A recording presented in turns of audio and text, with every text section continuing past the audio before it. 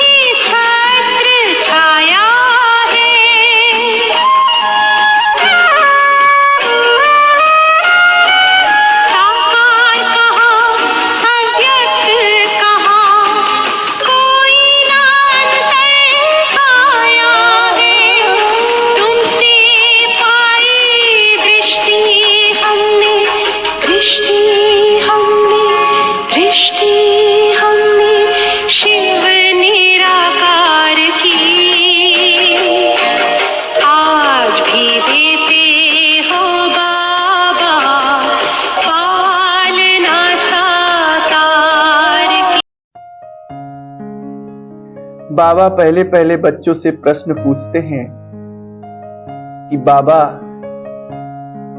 एक एक आत्मा रूपी दीपक को एक काल की दृष्टि से देखते हैं या तीनों काल की दृष्टि से देखते हैं। तो तीनों कालों की दृष्टि से देखते हैं।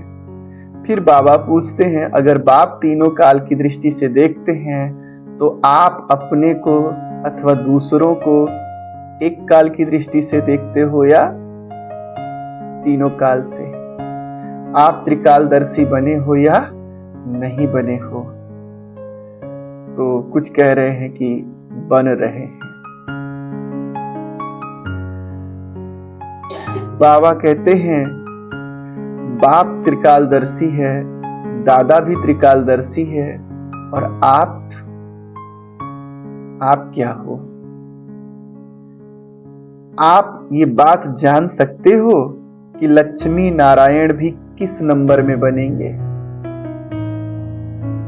अब इससे एक बात स्पष्ट हो रही है कि लक्ष्मी नारायण कोई नाम नहीं है कि कोई नारी होगी उसका नाम लक्ष्मी होगा और कोई नर होगा जिसका नाम नारायण होगा, बल्कि ये सतयुग के पद हैं।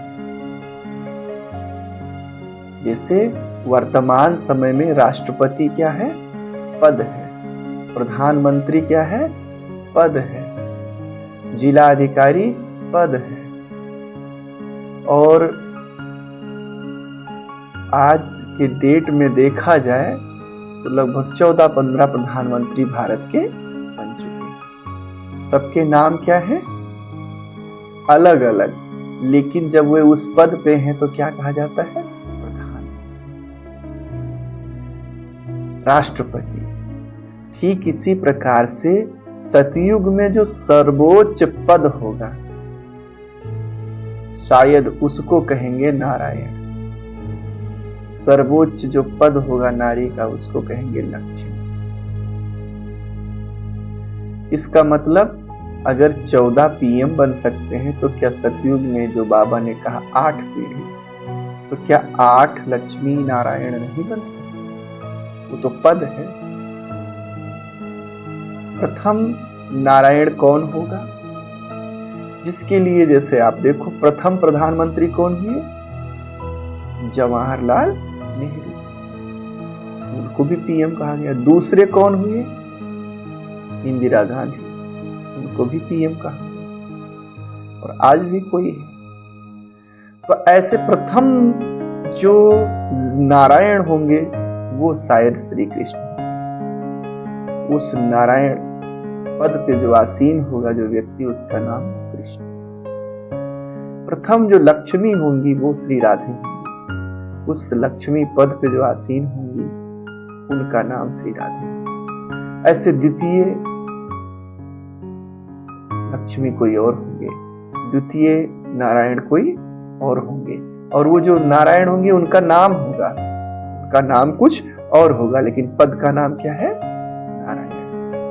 पद का नाम लक्ष्मी। तो आज इस मुरली से सबसे बड़ा जो एक रहस्य मिल रहा है वो ये है कि लक्ष्मी नारायण कोई व्यक्ति का नाम नहीं है, बल्कि पद का नाम है। और इस प्रकार से जैसे एक ही राष्ट्र में कई पीएम, कई सीएम, कई राष्ट्रपति हो जाते हैं, ऐसे सतयुग में कई लक्ष्मी नारायण।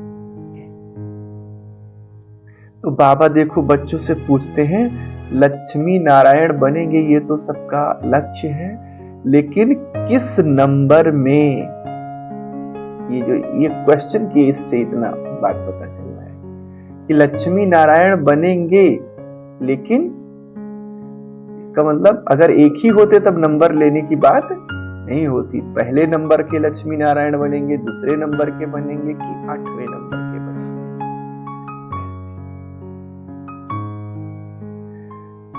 बाबा कहते हैं कि जैसे जैसे आगे बढ़ते जाएंगे वैसे वैसे भविष्य, नाम, रूप, देश, काल चारों स्पष्ट होता जाएगा। ये कब कहा था बाबा ने?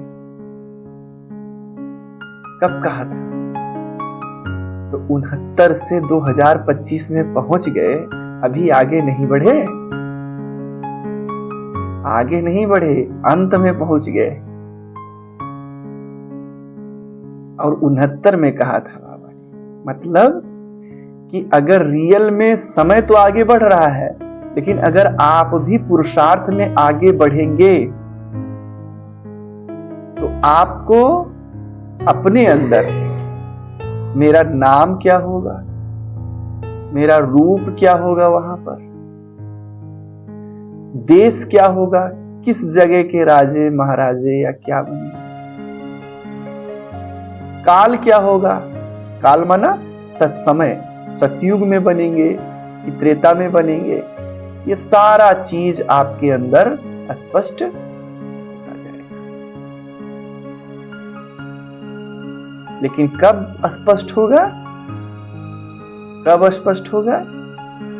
जब पुरुषार्थ में आगे बढ़ेंगे।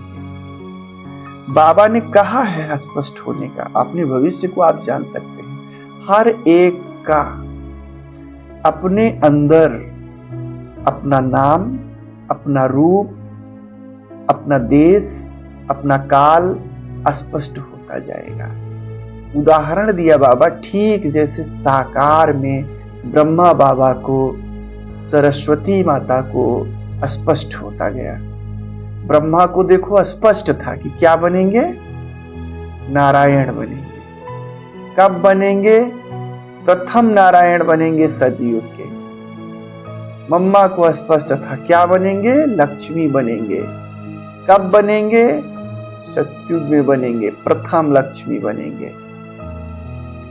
बाबा कहते हैं यहां तक ये भी स्पष्ट हो जाएगा कि संबंध क्या रहेगा एक दूसरे का उस काल में। जैसे मम्मा बाबा को देखो स्पष्ट था कि हम लक्ष्मी बनेंगे और हम नारायण बनेंगे, तो संबंध इतनी स्पष्ट आपको बातें स्पष्ट हो जाएंगी। और ये स्पष्ट कब होंगी?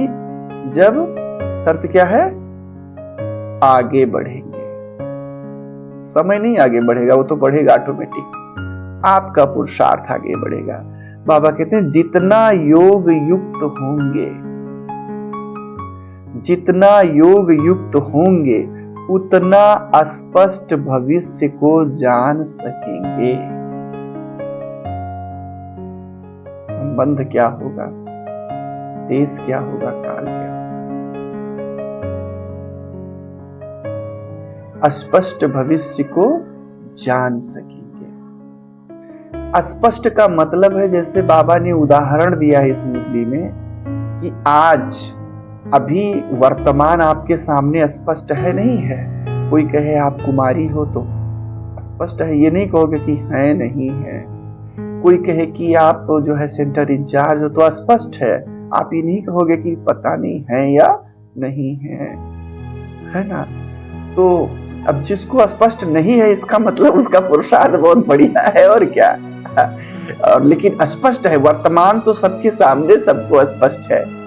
तो अगर वर्तमान स्पष्ट होगा जिस प्रकार से, ठीक उसी प्रकार से आपको भविष्य भी स्पष्ट दिखाई देगा। ये नहीं कि पता नहीं, धुंधला धुंधला दिखाई दे रहा है, ऐसे नहीं, बिल्कुल स्पष्ट दिखाई देगा, बाबा कहते हैं। और अगर आप कहोगे, बाबा कहते हैं, अगर आप कहोगे कि हम तो ये बनेंगे, तो अभी कोई नहीं मानेगा। 69 की बात कर रहे थे। लेकिन चलते चलते, पुरुषार्थ करते करते एक समय ऐसे आएगा कि आपकी चलन, आपकी तदबीर जो है, पुरुषार्थ जो है, वो भविष्य की तस्वीर को प्रकट करेगी। भविष्य की स्पष्टता उतनी ही होगी जितना योग आपका स्पष्ट होगा। तदबीर, तकदीर और तस्वीर भी उतनी ही स्पष्ट होती जाएगी। फिर बाबा दीपमाला, दिवाली के बारे में बोलते हैं। बाबा कहते हैं कि 4 प्रकार के दीपक हैं। 4 प्रकार के। एक तो है मिट्टी का दीपक, जिसको आप हर वर्ष जलाते हो। दूसरा है आत्मा का दीपक। तीसरा है कुल दीपक। और चौथा है आशाओं के दीपक। ये 4 दीपक हैं। और जब ये चारों दीपक जलते हैं, अर्थात जिसका आत्म ज्योति भी जगी हुई है, जिसके घर में मिट्टी का दीपक भी जला हुआ है, जिसके कुल दीपक, जिसका कुल भी जो बच्चे हैं, संतानें हैं, अच्छी हैं, ब्रह्मा कुमारीज में भी जो नई पीढ़ी है जिनकी अच्छी जा रही है, कुल दीपक।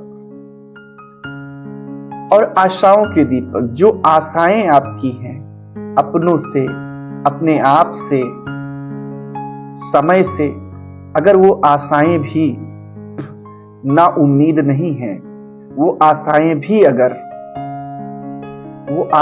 अगर पूरी हो रही हैं, तो हम कहेंगे कि चारों प्रकार के दीप आपके जले हुए हैं। और जब इस प्रकार से चारों प्रकार के दीप जले होते हैं, तब प्रत्येक आत्मा की, प्रत्येक घर की सच्ची सच्ची दिवाली होती है।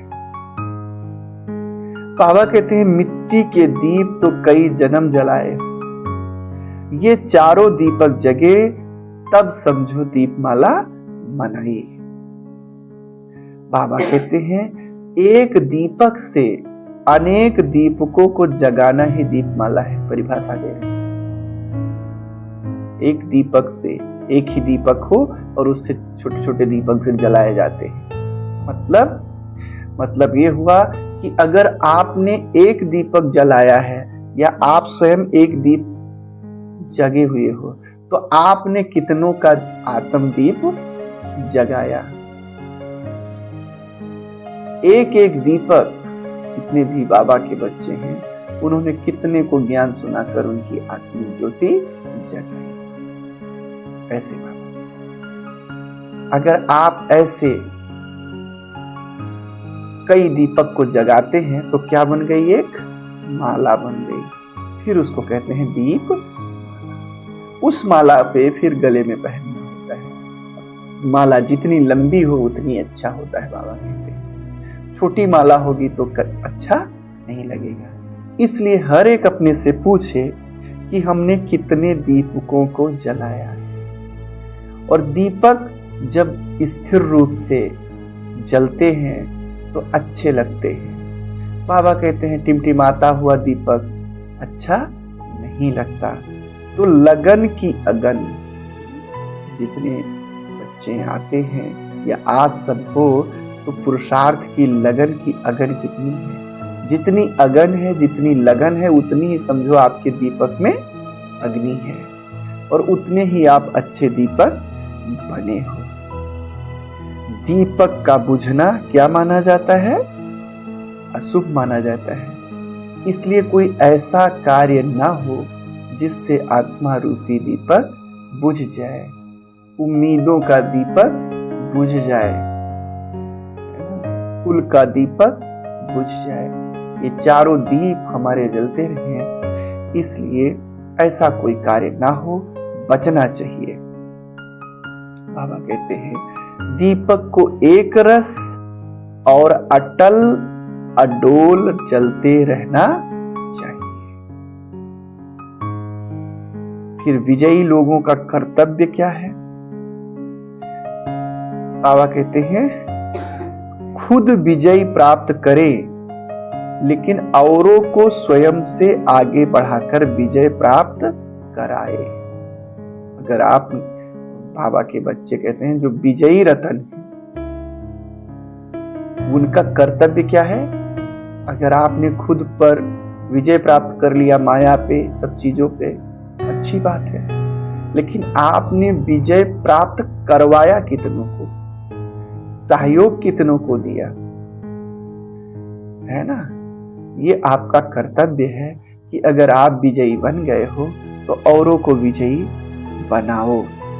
अपने संग का रंग औरों को लगाओ। आप विजयी हो तो दूसरे भी विजयी बनो। दिवाली पे बाबा फिर कहते हैं कि एक एक दीपक कितने और दीपकों को जलाता है, तब बनती है दीप माला। इसलिए ये क्वेश्चन है, अपने आप से टटोलो, पूछो कितने दीपकों को जलाया? कहीं हमारा ही तो बुझा हुआ नहीं, कहीं हम ही तो टिमटिमा नहीं रहे। टिमटिमा रहे मतलब अगर आपकी लगन कभी तेज है तो समझो तेज जलने लगे, फिर 10 दिन दौड़े, लगन अच्छी है, पुरुषार्थ अच्छा किए, उसके बाद फिर से क्या हो गए? स्लो पड़ गए, तो आप कहेंगे कि आपका दीपक एक रस नहीं है, अडोल नहीं है, अचल नहीं है। बाबा ने कहा है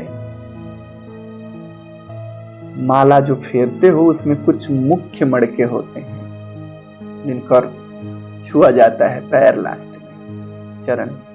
बाबा कहते हैं जो विजयी रतन है, जो खुद विजयी होते हैं और दूसरों को विजयी बनाते हैं, वह मुख्य मनकों में आ जाते हैं।